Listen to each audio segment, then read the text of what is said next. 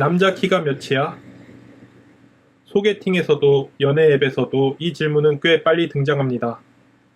사람의 외모에는 표정과 목소리, 자세와 분위기도 있습니다. 그런데 키는 그 중에서도 유난히 숫자로 평가됩니다. 177, 178, 179, 그리고 180. 실제로는 1cm 차이인데 사회적 의미는 절벽처럼 달라집니다. 180을 넘으면 피지컬이 좋다. 평균보다 작으면 남자로서 아쉽다. 아직 책임감도 용기도 성격도 모르는 사람에게 우리는 이미 남성성 점수를 줍니다. 오늘의 질문은 이것입니다. 키는 언제부터 남자의 인격과 능력, 보호 본능까지 대신 말하게 되었을까요? 그리고 더 불편한 질문도 해보겠습니다. 키가 정말 남성성의 증거일까요? 아니면 사회가 센티미터 위에 너무 많은 이야기를 써놓은 걸까요? 먼저 생물학적 사실과 사회적 해석을 구분해야 합니다. 대부분의 인구 집단에서 성인 남성은 성인 여성보다 평균적으로 큽니다. 1996년생을 기준으로 집계한 세계 자료에서는 평균 차이가 약 12cm였습니다. 하지만 평균 차이가 존재한다는 사실과 큰 남자가 더 남자답다는 판단은 전혀 다른 문제입니다. 생물학은 차이를 만들 수 있습니다. 그러나 그 차이에 우열을 붙이는 것은 사회입니다. 키가 큰 사람은 같은 공간에서도 눈높이가 높고 몸 전체가 크게 보입니다. 그래서 우리는 실제 능력을 확인하기도 전에 그 사람을 더 강하고 더 우세하고 더 리더답다고 느끼기 쉽습니다. 이것은 일종의 시각적 지름길입니다. 문제는 그 지름길이 너무 자주 사실처럼 굳는다는 것입니다. 키가 크다고 위기에서 침착한 것도 아닙니다. 키가 작다고 책임감이 약한 것도 아닙니다. 그런데 사람을 천천히 알아볼 시간이 없을수록 사회는 가장 빨리 보이는 특징으로 가장 복잡한 사람을 판단합니다. 그때 키는 단순한 신체 치수가 아니라 힘의 아이콘이 됩니다. 전통적인 성 역할에서 남성은 가족을 지키고 부양하며 감정을 드러내지 않고 버텨야 하는 사람으로 그려졌습니다. 가족을 지켜라. 위험 앞에 먼저 서라. 경제적으로 책임져라. 힘들어도 약한 모습을 보이지 마라. 그런데 보호 능력은 눈에 보이지 않습니다. 책임감, 정서적 안정, 경제적 지속성, 위기 대처 능력은 오랜 시간 봐야 알 수 있습니다. 반면 키는 1초면 보입니다. 그래서 사회는 보이지 않는 능력을 보이는 몸으로 대신 판단합니다. 배우자 선호를 다룬 연구에서는 큰 신장이 우세함, 지위, 자원 접근성 같은 특성의 신호로 해석될 수 있다고 설명합니다. 여기서 중요한 말은 신호입니다. 증거가 아니라 사람들이 그렇게 읽는다는 뜻입니다.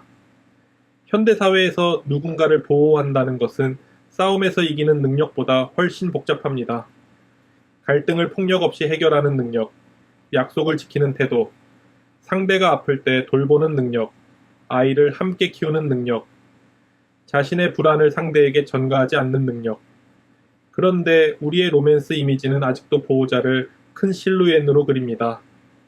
남자는 더 커야 그림이 좋다. 여자는 남자의 품에 안겨야 한다. 남자가 옆에 서 있으니 듬직해 보인다. 이 장면들이 반복될수록 키는 단순한 취향을 넘어 남성 역할의 증명서가 됩니다. 실제로 여러 연구에서는 남성이 여성보다 큰 커플을 선호하는 경향이 관찰됩니다. 650명의 학생을 조사한 한 연구에서는 여성이 남성보다 상대의 키에 더 선택적이고 자신보다 큰 남성을 선호하는 경향도 더 일관되게 나타났습니다. 동시에 남성에게는 키가 자신의 외모 만족도를 결정하는데 여성보다 더 중요한 요소로 나타났습니다. 그렇다고 이 결과를 이렇게 읽어서는 안 됩니다. 여자는 원래 키만 본다. 첫째, 평균적인 경향이지 모든 여성의 취향이 아닙니다. 둘째, 특정 표본의 결과를 어느 문화와 세대에나 똑같이 적용할 수는 없습니다. 셋째, 사람들이 말하는 이상형과 실제로 맺는 관계는 다릅니다. 실제 커플 자료를 분석한 연구에서도 키 선호가 현실의 짝짓기에 반영되기는 했지만 그 정도는 제한적이었습니다. 더 중요한 것은 취향이 진공 속에서 생기지 않는다는 점입니다. 어릴 때부터 남자는 듬직해야 한다는 말을 듣습니다. 드라마에서는 키 큰 남자가 여성을 감쌉니다. 소개팅에서는 남자의 키가 직업, 학력, 연봉 옆에 적힙니다. 그러면 개인은 사회가 제공한 문법으로 매력을 느끼게 됩니다. 그리고 남성도 그 문법을 내면화합니다. 키가 작은 남성은 단순히 내 몸이 평균보다 작다 라고 느끼는 것이 아닙니다. 나는 보호자로 부족하다. 나는 선택받기 어렵다. 나는 남자로서 감점이다. 라고 해석할 수 있습니다. 이 순간 키는 신체의 특징이 아니라 자존감의 성적표가 됩니다. 오프라인에서 사람을 만날 때 우리는 여러 정보를 동시에 받습니다. 목소리, 유머, 눈을 맞추는 방식, 타인을 대하는 태도, 함께 있을 때 편안한지 여부. 하지만 연애 앱은 사람을 몇 개의 칸으로 압축합니다. 사진, 나이, 직업, 그리고 키. 오프라인에서는 177cm인 사람이 유쾌하고 신뢰감 있는 사람으로 먼저 기억될 수 있습니다. 앱에서는 그 사람의 농담을 듣기 전에 177이라는 숫자를 먼저 봅니다. 2025년에 발표된 한 현장 연구는 445명의 이용자가 내린 5,340번의 스와이프 결정을 분석했습니다. 결과적으로 가장 큰 영향을 준 요소는 전반적인 외모 매력이었습니다. 키와 직업, 지능, 자기소개 같은 요소의 효과는 그보다 훨씬 작았습니다. 즉, 키가 연애의 모든 것을 결정한다는 말은 과장입니다. 그러나 키가 숫자로 제시되는 순간 다른 사람과 즉시 비교할 수 있는 조건이 되는 것은 사실입니다. 연애 앱이 키 선호를 처음 만든 것은 아닙니다. 앱이 한 일은 기존의 모호한 선호를 검색하고 정렬하고 탈락시킬 수 있는 규칙으로 바꾼 것입니다. 왠지 끌리지 않는다는 감정이 몇 센티미터 이하는 제외라는 기준이 됩니다. 개인의 취향이 알고리즘에 들어가고 알고리즘의 결과는 다시 사람들에게 이렇게 말합니다. 이것이 객관적인 연애시장 가치입니다. 하지만 시장에서 자주 선택된다는 사실과 인간으로서 더 가치 있다는 말은 전혀 다릅니다. 키의 효과는 연애시장에만 머물지 않습니다. 직장 연구들을 종합한 연구에서는 큰 키가 사회적 평가, 리더로 떠오를 가능성, 업무 평가, 소득과 유의한 관련을 보였습니다. 하지만 이것은 키가 실제 능력을 만들어낸다는 뜻이 아닙니다. 큰 사람에게 더 긍정적인 평가와 기회가 주어질 가능성이 있다는 상관관계입니다. 정치에서도 비슷한 장면이 발견됩니다. 미국 대통령과다 후보들을 분석한 연구에서는 후보 간 키 차이가 득표와 관련되었고, 키가 큰 대통령이 리더십과 의사소통 능력에서 더 높게 평가되는 경향이 나타났습니다. 그런데 도덕성 평가는 키와 관련이 없었습니다. 사람들은 큰 몸을 보고 리더십은 상상했지만 더 좋은 인격까지 확인한 것은 아니었던 것입니다. 물론 연구진은 미국 정치에 한정된 자료라는 점과 문화 차이, 과거 후보들의 키 측정 자료가 완벽하지 않다는 한계도 밝혔습니다. 이 대목이 중요합니다. 사회가 키 큰 사람을 더 리더답게 대하면 그 사람은 더 자주 발표 기회를 얻고 더 일찍 리더 역할을 경험하며 자신감을 배울 수 있습니다. 그러면 나중에는 이런 결과만 남습니다.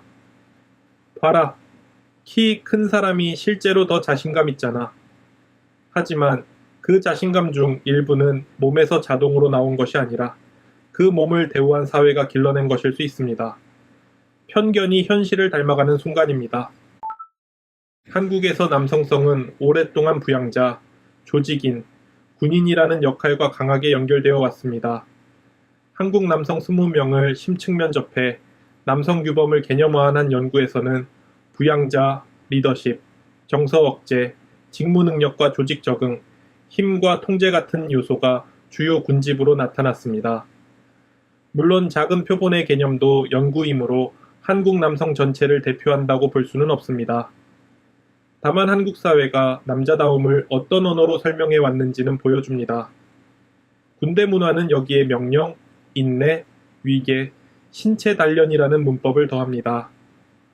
한국의 군대 예능과 시청자 담론을 분석한 연구에서는 진짜 군 경험과 이상적인 군인에 관한 이야기가 전통적 남성성을 회복하려는 욕망과 연결됐습니다. 또 한국의 군사화된 근대성을 다룬 연구들은 남성 시민권과 군 복무가 오랫동안 밀접하게 조직되어 왔다고 설명합니다. 이 연구들이 키 자체를 직접 측정한 것은 아닙니다. 다만 여기서 한 가지 추론은 가능합니다. 남자다움을 명령하는 사람, 버티는 사람, 지키는 사람, 감정을 억누르는 사람으로 정의할수록 큰 몸은 그 역할을 한눈에 보여주는 쉬운 상징이 됩니다. 군대가 키 큰 남자를 만드는 것이 아닙니다. 군대식 남성성의 문법이 큰 몸을 남성성의 포스터로 사용하는 것입니다. 이 기준은 키 작은 남성만 괴롭히지 않습니다. 키 큰 여성에게는 자신보다 더 큰 남자를 만나야 한다는 압박을 줍니다. 여성에게는 상대에게 보호받는 역할을 자연스럽게 받아들이라고 요구합니다. 남성에게는 다정함보다 위압감, 협력보다 우세함을 먼저 증명하라고 요구합니다. 그리고 누군가가 이 기준 때문에 상처받았다고 말하면 사회는 쉽게 대답합니다. 그냥 취향인데 왜 그래? 물론 개인에게는 취향이 있습니다. 누구에게 끌릴지를 국가나 사회가 정할 수는 없습니다. 하지만 취향을 가졌다는 사실과 그 취향이 어디에서 왔는지 질문하는 일은 모순되지 않습니다. 우리는 키 큰 사람에게 끌릴 수 있습니다. 동시에 키 큰 사람을 더 성실하고, 더 용감하고, 더 능력 있다고 판단하는 것은 경계할 수 있습니다. 매력은 개인적일 수 있지만 인격 평가는 공정해야 하기 때문입니다. 오늘의 결론은 간단합니다. 키는 남성성의 증거가 아닙니다. 사회가 오랫동안 큰 몸에 보호자의 이미지, 부양자의 이미지, 리더의 이미지, 군인의 이미지, 좋은 남편의 이미지를 겹쳐 놓았을 뿐입니다.